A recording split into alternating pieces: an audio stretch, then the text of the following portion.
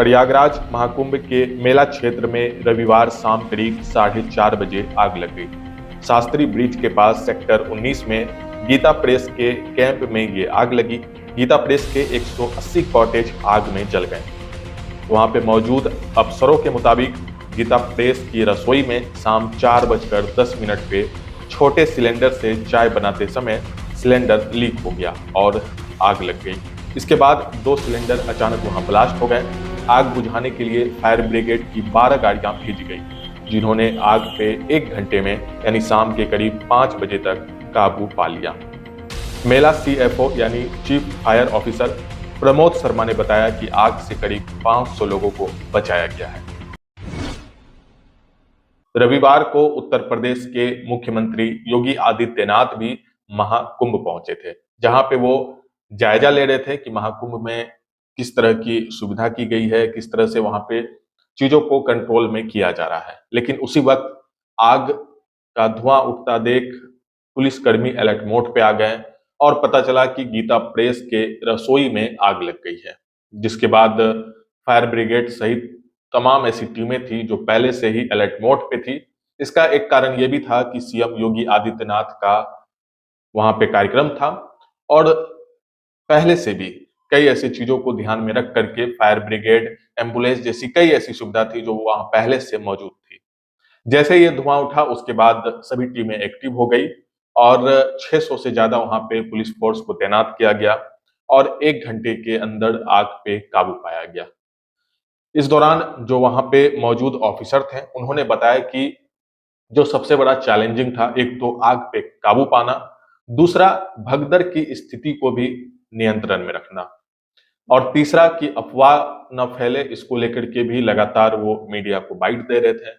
क्योंकि ऐसी परिस्थिति में एक तो भगदड़ की स्थिति उत्पन्न होने की संभावना होती है, दूसरा कि जो अफवाह फैल जाता है उससे भी कहीं ना कहीं माहौल बिगड़ता है और उस कारण से भी काफी ज्यादा नुकसान होने की संभावना होती है। पुलिसकर्मी ने बताया कि इन सारी चीजों को ध्यान में रख करके अलर्ट मोड पे रह करके 1 घंटे के अंदर स्थिति को सामान्य किया गया। उसके बाद उत्तर प्रदेश के मुख्यमंत्री सीएम योगी आदित्यनाथ भी पहुंचे। उन्होंने हालात का जायजा लिया और उस दौरान प्रधानमंत्री नरेंद्र मोदी ने भी फोन करके सभी चीजों का जायजा लिया, लेकिन स्थिति को 1 घंटे के अंदर ही सामान्य कर दिया गया था। चूंकि पहले से ही सभी पुलिस प्रशासन की टीम एक्टिव थी और जिस वजह से जैसे ही आग का धुआं उठा वैसे ही सारी टीम वहां पहुंच करके कॉटेज में आग लगने के बाद उसे 1 घंटे के अंदर बुझा दिया गया, जिससे ज्यादा नुकसान नहीं हुआ है। हालांकि अब जो मौजूदा हालत है, जो मौजूदा वक्त में अभी जो खबर आई है कि इस पूरे मामले को लेकर के अब मजिस्ट्रेट जांच बैठ गई है, जांच की जा रही है कि आखिर किस तरह से लापरवाही की गई। क्योंकि महाकुंभ में जिस तरह से एक बड़े पैमाने पे लोग वहां पहुंच रहे हैं, कई ऐसे कॉटेज हैं जो लगातार एक दूसरे से कनेक्ट हैं। ऐसे में अगर एक भी कॉटेज में आग लगती है तो उसका एक भारी नुकसान देखने को मिल सकता था, लेकिन वहां पे पहले से टीम मौजूद थी। सीएम योगी आदित्यनाथ का वहां पे दौरा था, जिस कारण और भी पुलिसकर्मी एक्टिव थे। इस वजह से कहीं ना कहीं जल्द से जल्द आग पे काबू पाया गया। लेकिन अब इस पूरे मामले को लेकर के मजिस्ट्रेट जांच बैठ गई है और एडीएम प्रशासन और एक सेक्टर मजिस्ट्रेट की टीम भी बनाई गई है। प्रारंभिक जांच में यह सामने आया है कि गैस सिलेंडर में रिसाव के कारण आग लगी है। इसके बाद वहां पे धमाका हुआ और इसके चलते ही कॉटेज में आग फैलने लगी। इस पूरे मामले पे मेला अधिकारी ने कहा है कि टीम को रिपोर्ट मिलने के बाद इसके बाद जो भी जरूरी कदम होगा वो उठाया जाएगा।